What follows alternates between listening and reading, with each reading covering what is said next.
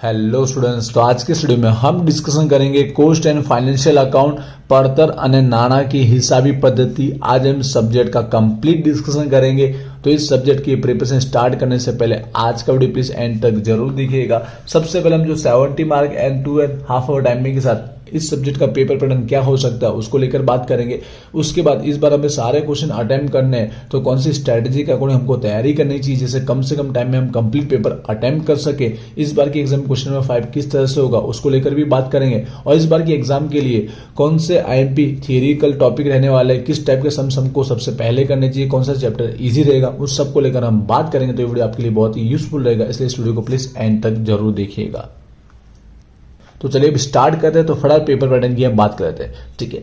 इस बार भी exam 70 mark and 2.5 hour timing के साथ होगी। कोविड के बाद सेकंड टाइम हो रहा है, तो मोस्ट ऑफ प्रीवियस ईयर जैसा पूछा गया था इस बार भी उस तरह से होने के चांसेस ज्यादा है। तो उसके अकॉर्डिंग मैं आपको पेपर पैटर्न बता रहा हूँ, बाय चांस चेंज हो सकता है। तो देखिए हमारे एग्जाम में टोटल 5 क्वेश्चन पूछे जाएंगे। हर एक क्वेश्चन के जो टोटल मार्क है वो इक्वल 14 मार्क रखे जाएंगे। स्टार्टिंग की जो 4 क्वेश्चन है वो एक एक यूनिट में से पूछा जाएगा और लास्ट में क्वेश्चन नंबर 5 जो रहेगा वो 4 यूनिट का मिक्सअप रहेगा, ठीक है। अब टोटल जो मार्क है वो कवर करने के लिए यूनिवर्सिटी ने तो 3 ऑप्शन बताया। आप सबको अब पता होगा कि 14 के ऑप्शन में 14 करना है, या तो फिर 14 के ऑप्शन में 7 करके पूछे, या तो फिर ऊपर भी 2 7 क्वेश्चन पूछे और नीचे भी 2 7। इन तीनों में से कोई भी हर एक सब्जेक्ट में अलग अलग होता है। बट हमारा ये प्रैक्टिकल सब्जेक्ट है तो इसमें क्या हो सकता है, तो हम एक एक क्वेश्चन को अंदर डिटेल में समझते हैं तब देखेंगे। बाय चांस कहीं पे कुछ भी हो सकता है इसके लिए, ठीक है। साथ में मैं स्ट्रेटेजी आईएमपी बताते हो जाऊंगा। तो पहले हम बात कर लेते हैं क्वेश्चन नंबर 1 की। एंड देना क्वेश्चन 5 को मैं समझाऊंगा। सबसे इजी से इजी क्वेश्चन यही है। तो एक काम करते हैं, पहले क्वेश्चन 5 को समझते हैं। तो देखिए क्वेश्चन नंबर 5 में क्या होगा, तो क्वेश्चन 5 में हमारे पास 3 से 4 ऑप्शन बताया गया, लेकिन इस सब्जेक्ट के अंदर 90% हमारा चांसेस है कि एमसीक्यू ही करके पूछा जाएगा, ठीक है।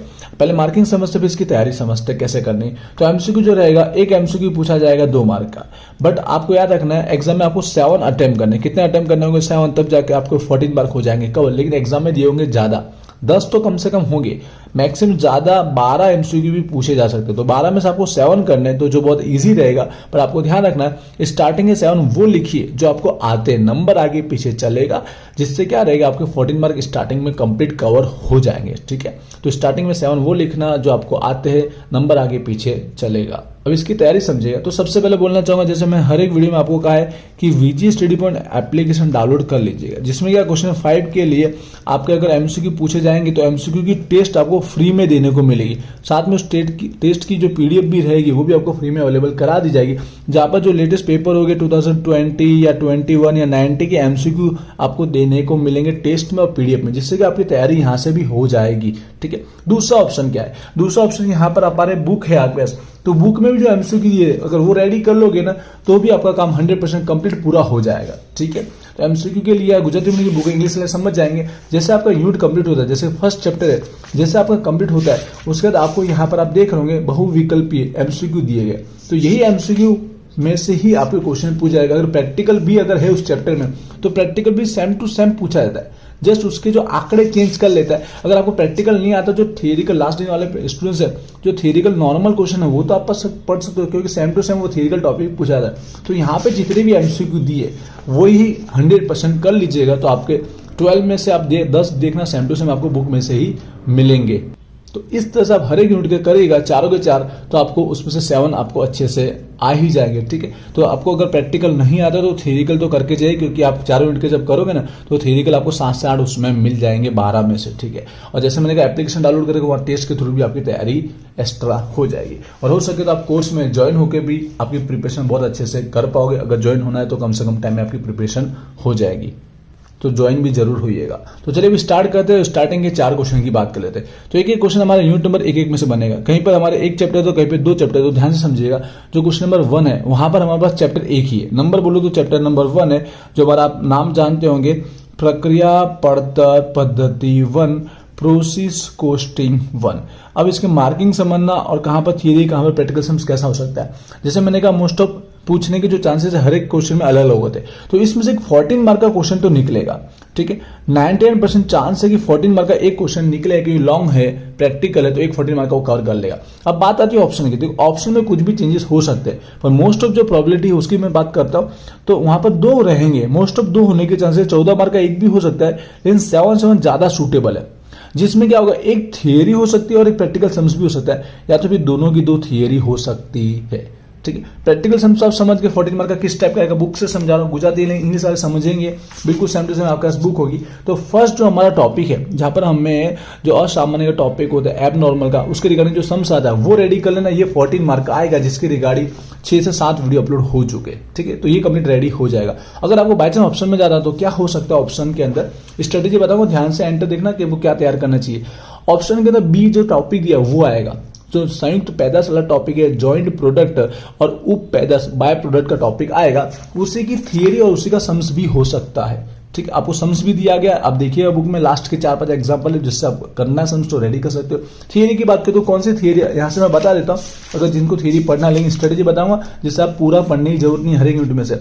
जो टॉपिक नंबर 8 दिया गया और टॉपिक नंबर 9, इन दोनों के अंदर देखना जिनकी पद्धति भी दिया गया है, एक का हेतु भी दिया गया, दोनों टॉपिक रेडी कर लेना। उप पैदाश वाला, बाय प्रोडक्ट और संयुक्त पैदाश वाला, ठीक है, जिसमें संयुक्त खर्च की फाड़वनी वाला टॉपिक भी आता है। तो यही दो टॉपिक थियरी के अंदर और यही दो टॉपिक सम्स के अंदर ऑप्शन की बात करो। और ऊपर में से आप असामान्य का जो एब नॉर्मल का दिया ना, बगाड़ और वधारो, ये भी थियरी में देख सकते हो, थियरी करनी है तो ये थियरी हो जाएगी और इसी का सम्स हो जाएगा। आई होप ऑप्शन में आपको क्लियर हो चुका होगा। बट मैं आपको साथ साथ में स्ट्रेटेजी बोलूं, अगर रेगुलर स्टूडेंट्स है उनके लिए भी और लास्ट दिन वाले के लिए, आपको 14 मार्क की और ज्यादातर मेरे अकॉर्डिंग जाना चाहिए। 14 मार्क का सम्स अगर आप अच्छे से कर ले तो बाई चांस 1-2 पॉइंट आपको नहीं भी आता, 10 मार्क आप कवर कर सकते हो। लेकिन आपको हार्ड लगता है, नहीं आता है बिल्कुल, तो लास्ट दिन वाले स्टूडेंट्स है तो आप थियरी इसकी करके जा सकते हो, ऑप्शन में एक थियरी मिलने के चांसेस भी है। ठीक है, प्रोबेबिलिटी है। आई होप क्लियर हुआ। क्वेश्चन नंबर 2 की आदत है, यूनिट नंबर 2 है। यहाँ पर हमारे पास 2 चैप्टर, ठीक है। अब 2 चैप्टर ध्यान से समझिएगा कैसे पूछा जा सकता है, क्या करना है। तो चैप्टर जैसे 2 और 3, ठीक है, सेकंड और थर्ड चैप्टर से लिख रहा हूं, तो यहाँ पे प्रोसेस क्वेश्चन 2 और प्रोसेस क्वेश्चन 3 हमारा। तो क्वेश्चन कैसे पूछा जा सकते हैं, ऑप्शन में तो रहेगा ही, ठीक है। एक 14 मार्क का तो 100% मुझे लगता है पूछा ही जाएगा, एक 14 मार्क का लॉन्ग क्वेश्चन रहेगा। अब ऑप्शन में क्या है, इसमें 2 प्रोबेबिलिटी, एक ऑप्शन में डायरेक्ट 14 का ऑप्शन में 14 भी अप्लाई होता है कि दोनों चैप्टर लॉन्ग है, दोनों के प्रैक्टिकल 14 करके कवर कर भी सकता है। ये मोस्ट ऑफ प्रोबेबिलिटी हुई है एग्जाम के अंदर। या तो भी क्या कर सकते हैं, इस 14 को ऑप्शन वाले को चेंज करके वो 10-4 भी कर सकता है, 7-7 भी कर सकता है, कुछ भी कर सकता है, ठीक है, जिसमें प्रैक्टिकल सम्स और एक थियरी कर सकता है। अगर ऐसे ऑप्शन में उसने अलग अलग किया तो ठीक है, वरना प्रोबेबिलिटी 2 सम्स के थ्रू हो सकती है। यहाँ पर थियरी नहीं देखोगे बिल्कुल तो चलेगा, सम्स से आपकी तैयारी हो जाएगी। अब चैप्टर कौन सा 14 में आएगा तो दोनों 2 आने वाले, पर इजी कौन सा मैं आपको बता दूं, जैसे हर एक वीडियो में मैंने आपको बताया है, बोला है चैप्टर नंबर 2 इजी है, क्योंकि एक ही टाइप का है, एक ही टाइप से आपको प्रोसेस बनानी रहती है, सॉल्यूशन भी एक ही तरह से होता है, तो ये इजी है। यहाँ पे 2 मेथड होते हैं, दोनों के अलग अलग टाइप के सम्स सीखने पड़ते हैं। तो लास्ट दिन वाले तो चैप्टर 2 रेडी कर ही लेना। आंतर प्रक्रिया वाला जो दिया गया, इंटर प्रोसेस प्रॉफिट, 4 से 5 वीडियो अपलोड हुए, आपको 100% उससे चैप्टर कंप्लीट समझ में आ जाएगा। तो लास्ट दिन वाले भी समझ रहे होंगे। रेगुलर वाले है तो वो चैप्टर रेडी करने के बाद दूसरे चैप्टर की ओर भी जा सकते हैं, ऐसा नहीं कि उसको इग्नोर करें, ठीक है। 1 मंथ पहले वीडियो देख रहे हो तो। अब आते हैं यूनिट नंबर 3 की ओर। यूनिट नंबर 3 के अंदर वापस आपका एक ही चैप्टर, पहले 2 हुआ करते थे, अब एक हो गया प्रीवियस ईयर से, जो हमारा एमालगमेशन का जो चैप्टर है, ठीक है, एमालगमेशन का जो चैप्टर है, संयोजन हिसाब। तो यहाँ पर कैसे पूछ सकते हैं, ठीक है, जैसे मैंने बोला हर एक में अलग हो सकता है, 7 भी हो सकता है, यहाँ पे ऑप्शन में 14 भी हो सकता है। यहाँ पे क्या होगा, तो मैंने जैसा हर एक में बोल रहा हूँ, 14 मार्क का अगर लॉन्ग सम्स है तो 14 मार्क एक प्रैक्टिकल लॉन्ग सम्स पूछने के हर एक यूनिट में चांसेस है, तो ऊपर लॉन्ग सम रहेगा प्रैक्टिकल इसी का। ऑप्शन में यहाँ पर क्या हो सकता है, ऑप्शन में 14 का भी एक हो सकता है, फिर ऑप्शन में 7 भी हो सकता है, दोनों 2 थियरी हो सकती है, दोनों 2 थियरी हो सकती है, क्योंकि चैप्टर तो एक ही है। उसका प्रैक्टिकल सम से अगर पूछ लिया तो नीचे प्रैक्टिकल पूछने की कोई उसको जरूरत नहीं है, उसका कॉन्सेप्ट समझने के लिए, जानने के लिए 2 थियरी के थ्रू कवर कर सकता है। 7 की या बाई चांस 14 की भी एक थियरी हो सकती है। ऑप्शन में मोस्ट ऑफ यहाँ पर थियरी है, प्रैक्टिकल के ऑप्शन में थियरी, ये चांसेस 100% है। इस यूनिट के सम्स तो हो गए, ऑप्शन में दोनों थियरी हो सकती है या फिर एक 14 की डायरेक्ट थियरी। अब इसके सम्स तो ऑलरेडी मैं बोलना चाहूंगा सबसे ज्यादा इजी है, क्योंकि एक ही टाइप का आता है, जो हमारा विलीनीकरण का टॉपिक है, हम बुक में हमको दिखा देना चाहता हूँ। जो लास्ट दिन वाले प्रिपरेशन करने वाले जो स्टूडेंट्स है उनके लिए भी ये इजी चैप्टर है, ठीक है। सम्स आप करके जाओगे ना, क्योंकि 5-6 सालों से एक ही टाइप का सम्स पूछा गया है। तो विलीनीकरण और मर्जर, ठीक है, सॉरी, विलीनीकरण और खरीदी, मर्जर और हमारा परचेस, 2 ही मेथड साथ में 14 मार्क में पूछी गई और सम्स एक जैसा आया हुआ है, 3 से 4 एडजस्टमेंट हवाले दिए हुए आए हुए हैं। तो वो सम्स लास्ट दिन वाले रेडी करके जा सकते हैं, जिससे अच्छे से पेपर हो जाएगा। और रेगुलर वाले को तो 100% एक करना ही है, तो सम्स के थ्रू कवर हो जाएगा।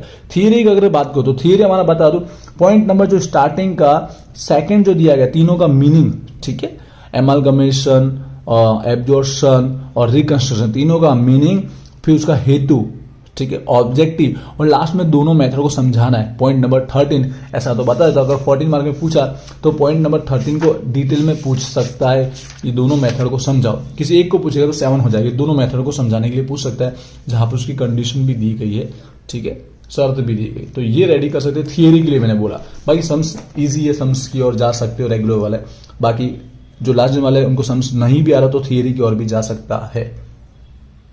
आई होप क्लियर हुआ होगा। यूनिट नंबर 4 की बात करते हैं। यहाँ पे हमारे पास अब 2 चैप्टर आ चुके हैं, ठीक है, जिसमें से पुराना हमारे पास जो पहले भी था एब्जॉर्प्शन वाला चैप्टर हमारे पास आज भी है, मतलब समावेश का, और एक नया चैप्टर इन्वॉल्व कर दिया है जो हमारा जो एक्सटर्नल रिकंस्ट्रक्शन का टॉपिक है, ठीक है, बाह्य पुनर्रचना वाला। अब यहाँ क्या हो सकता है, देखिए मुझे फिर भी इस यूनिट में लगता है एक क्वेश्चन 14 मार्क का प्रैक्टिकल लॉन्ग पूछा जाएगा, और वो किस में से हो सकता है, 90% चांस है कि हमारा समावेश एब्जॉर्प्शन का होगा, क्योंकि प्रीवियस ईयर क्या हुआ था, उसके पहले की बात है जब कोर्स ओल्ड था, एमालगमेशन के ऑप्शन में एब्जॉर्प्शन का दोनों के सम्स आते थे, या फिर एब्जॉर्प्शन के थियरी पूछी जाती थी। बट अब ये चैप्टर अलग होने की वजह से सम्स पूछने के चांसेस इसके बढ़ गए।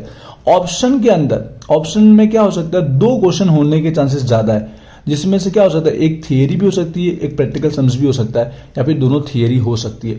इस चैप्टर का 6 का आप थियरी की तरफ समझ के जा सकते हो, ज्यादा चांस है कि थियरी पूछ ले। अगर ऊपर प्रैक्टिकल 14 मार्क का सम्स अगर समावेश का एब्जॉर्प्शन का पूछ लिया है तो ऑप्शन में इसकी थियरी रहेगी, और समावेश की भी थियरी पूछ सकता है।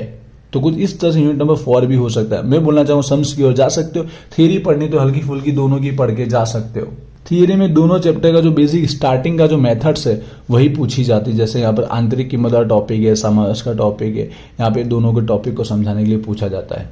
तो आई होप ऊपर के 4 यूनिट क्लियर होंगे। स्ट्रेटजी फ्री बता दूं, आज ही एग्जाम के दिन ही वीडियो देख रहे हो तो सबसे पहले आपको यहाँ पर चैप्टर नंबर जो 2 है वो रेडी कर देना है, प्रैक्टिकल वाला, इंटर प्रोसेस वाला, आंतर प्रक्रिया नफो। उसके बाद एमालगमेशन संयोजन का प्रैक्टिकल सम्स रेडी कर लेना। ये 2 सम्स लास्ट दिन वाले रेडी करके जा सकते हो, ईजी है, और साथ में एब्जॉर्प्शन सम्स भी ईजी है, लेकिन फिर भी ये 2 हो जाए, टाइम नहीं बच रहा है, ठीक है, तो क्वेश्चन नंबर 5 तो रेडी करना ही। तो इसके साथ आपका पेपर कंप्लीट हो सकता है, क्योंकि पासिंग मार्क कितने हैं, 25 हमारे है, ठीक है। रेगुलर वाले स्टूडेंट्स को मोस्ट ऑफ प्रैक्टिकल सम्स पे जा सकते हो। बाय चांस आपको लगता है कहीं थियरी पढ़नी तो एक्स्ट्रा सेफ्टी के रूप में थियरी आप पढ़ सकते हो। आई होप क्लियर हो चुका है। कुछ बाकी रह गया तो मुझे कमेंट कीजिएगा, इंस्टाग्राम पे जरूर फॉलो कीजिएगा, वहां सारी अपडेट आपको मिल जाती है। Wish you all the best, thank you.